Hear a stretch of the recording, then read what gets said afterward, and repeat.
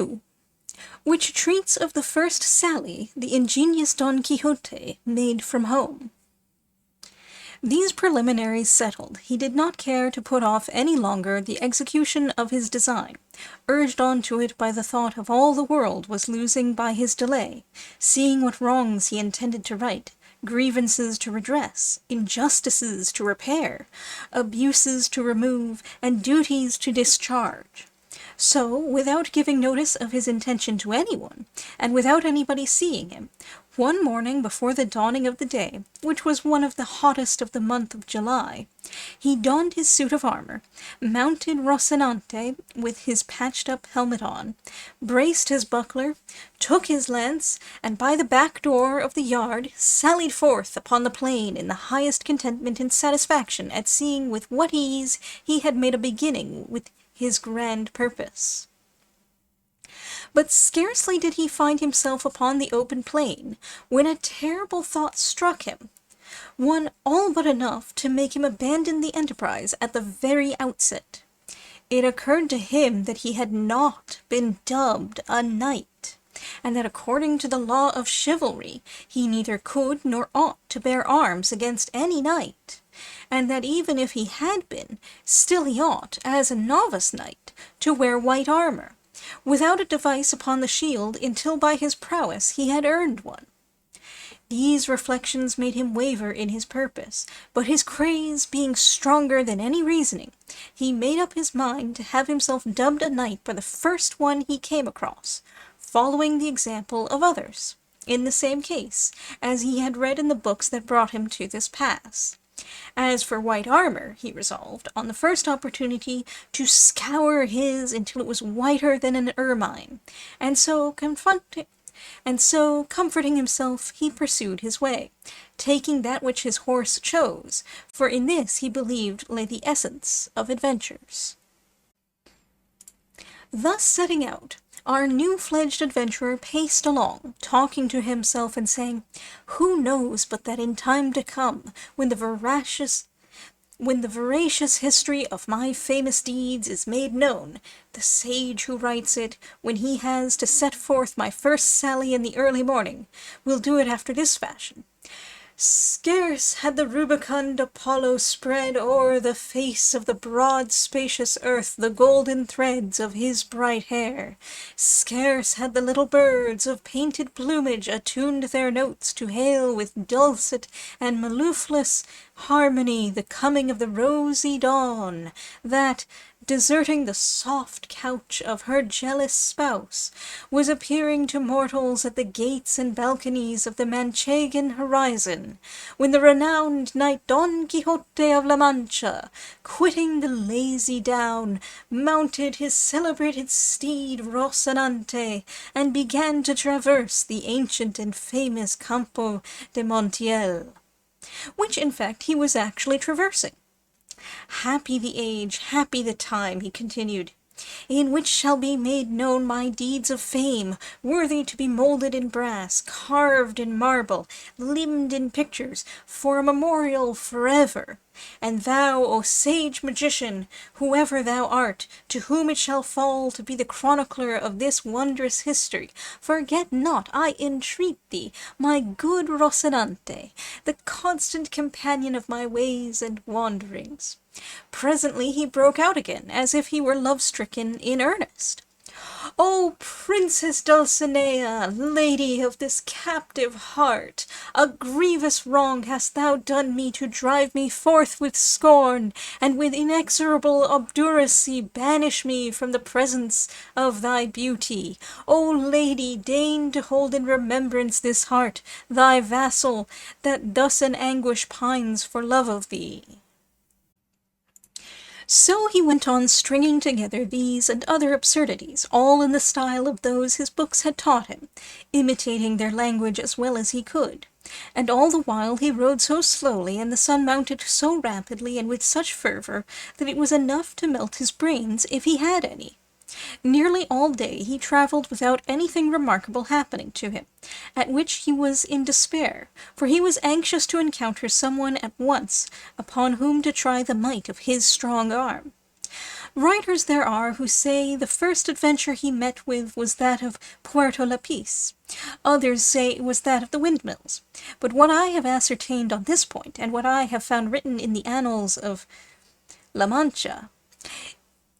is that he was on the road all day, and towards nightfall his hack and he found themselves dead tired and hungry, when, looking all around to see if he could discover any castle or shepherd's shanty where he might refresh himself and relieve his sore wants, he perceived not far out of his road an inn, which was as welcome as a star guiding him to the portals, if not the palaces, of his redemption. And quickening his pace, he reached it just as night was setting in. At the door were standing 2 young women, girls of the district as they call them, on their way to Seville, with some carriers who had chanced to halt that night at the inn, and as, happen what might to our adventurer,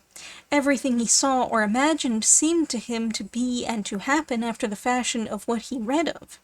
The moment he saw the inn, he pictured it to himself as a castle, with its 4 turrets and pinnacles of shining silver, not forgetting the drawbridge and moat, and all the belongings usually ascribed to castles of the sort. To this inn, which to him seemed a castle, he advanced, and at a short distance from it he checked Rocinante, hoping that some dwarf would show himself upon the battlements, and by sound of trumpet give notice that a knight was approaching the castle. But seeing that they were slow about it, and that Rocinante was in a hurry to reach the stable,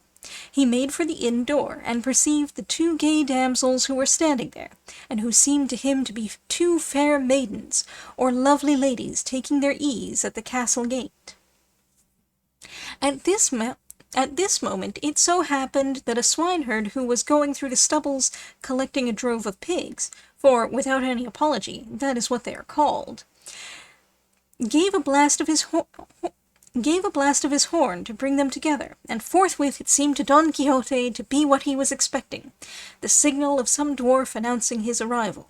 And so, with prodigious satisfaction, he rode up to the inn and to the ladies, who, seeing a man of this sort approaching in full armour and with lance and buckler,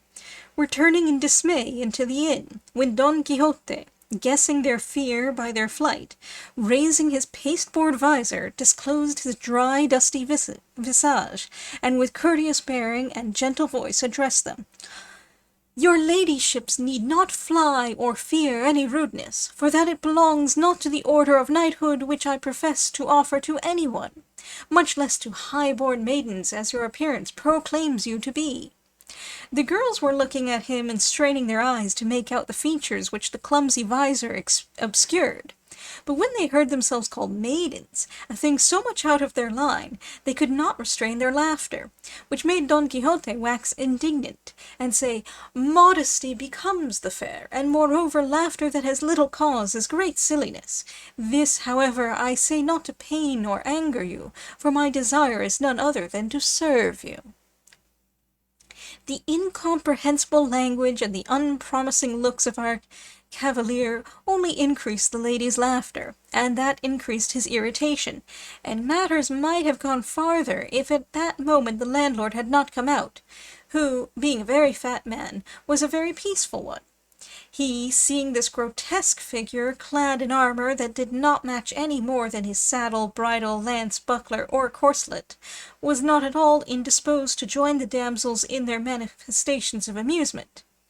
But in truth, standing in awe of such a complicated armament, he thought it best to speak him fairly. So he said, "Señor Caballero, if your worship wants lodging, baiting the bed, for there is not one in the inn,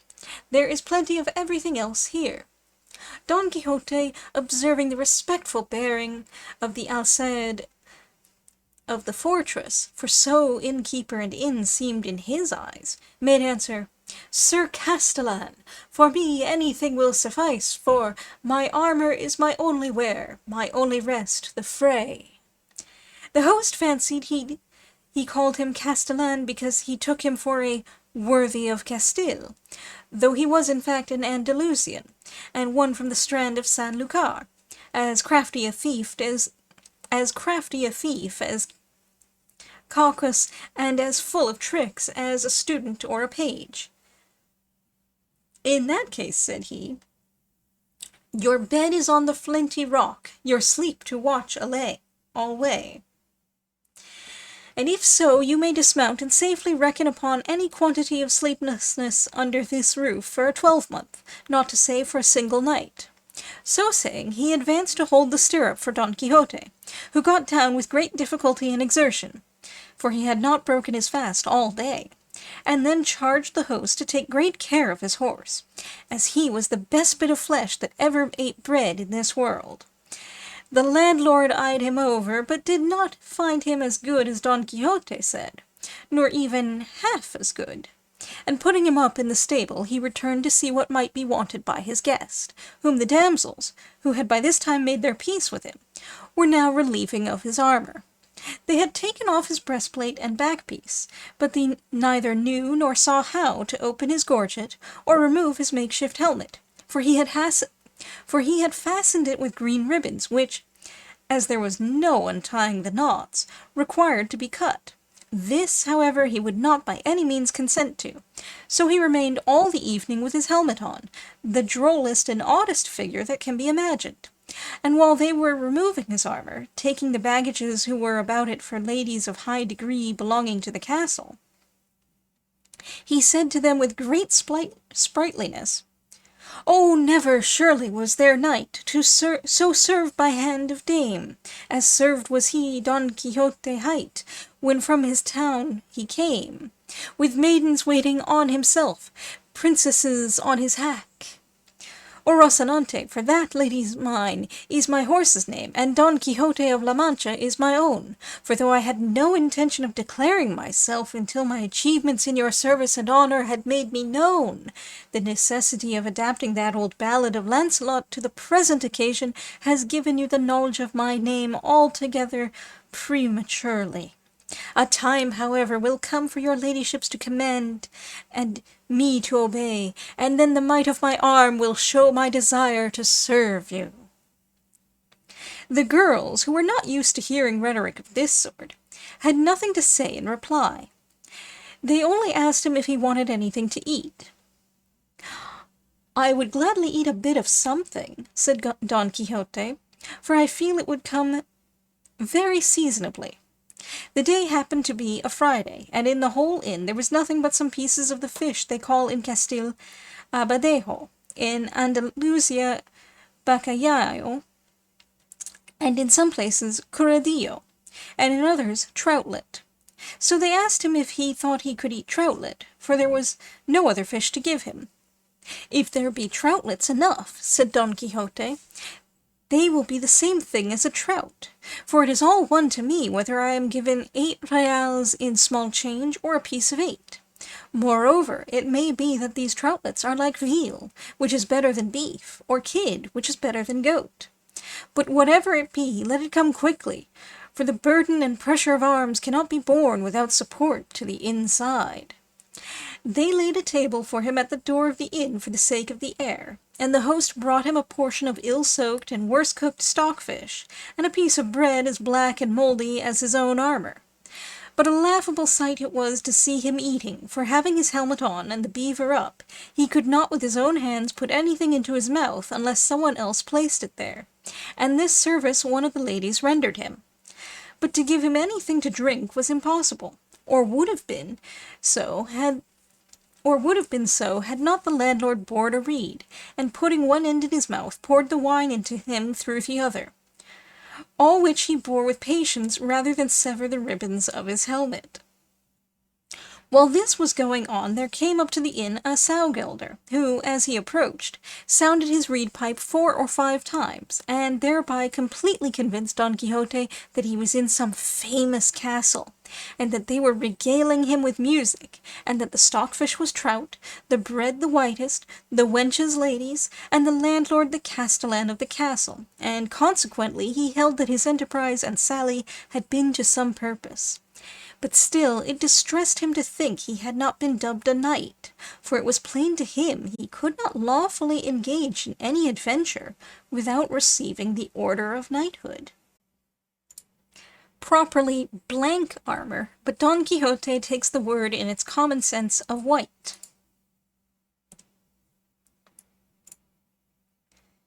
flammante. Shelton translates burnished and Jervis flaming, but the secondary meaning of the word is new, fresh, unused.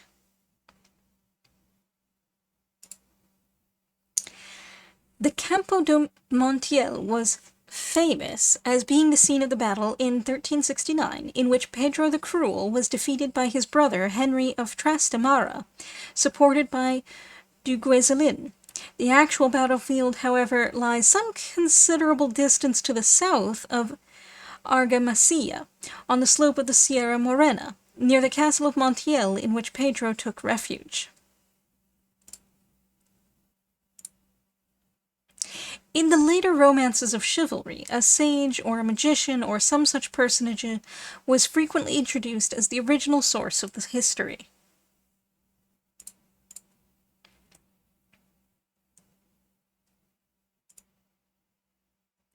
In Spain, there are at least half a dozen varieties of inns, each with its distinctive name. In Don Quixote, the inn is almost always the venta, the solitary roadside inn where travelers of all sorts stop to bait, and it has remained to this day much what Cervantes has described. The particular venta that he had in his eye in this and the next chapter is said to be the Venta de Quesada,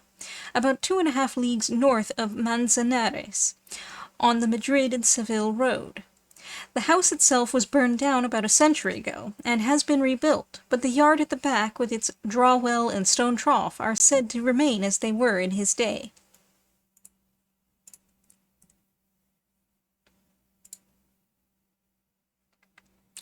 The commentators are somewhat exercised by the contradiction here. If Don Quixote raised his visor and disclosed his visage, how was it that the girls were unable to make out the features which the clumsy visor obscured? Cervantes probably was thinking of the makeshift pasteboard visor, malavisera, as he calls it, which could not be put up completely, and so kept the face behind it in the shade. Hartzenbusch, however, believes the words to have been interpolated, and omits them. Oops. Sano de Castilla. A slang phrase from the Germania dialect for a thief in disguise. Ladrón disimulado. Vocabulario de Germania de Hidalgo. Castellano and Alcaide both mean governor of a castle or fortress, but the former means also a Castilian.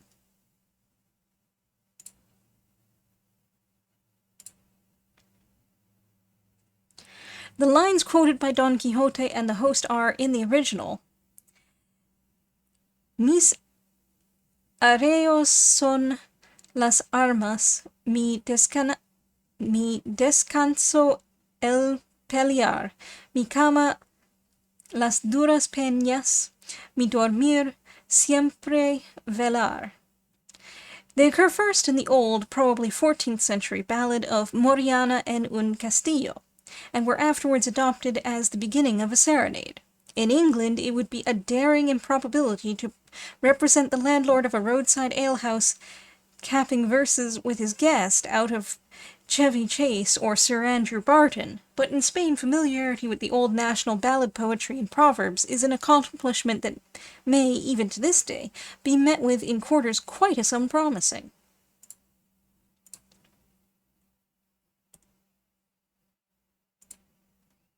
A parody of the opening lines of the ballad of Lancelot of the Lake. Their chief attraction for Cervantes was, no doubt, the occurrence of Rosin,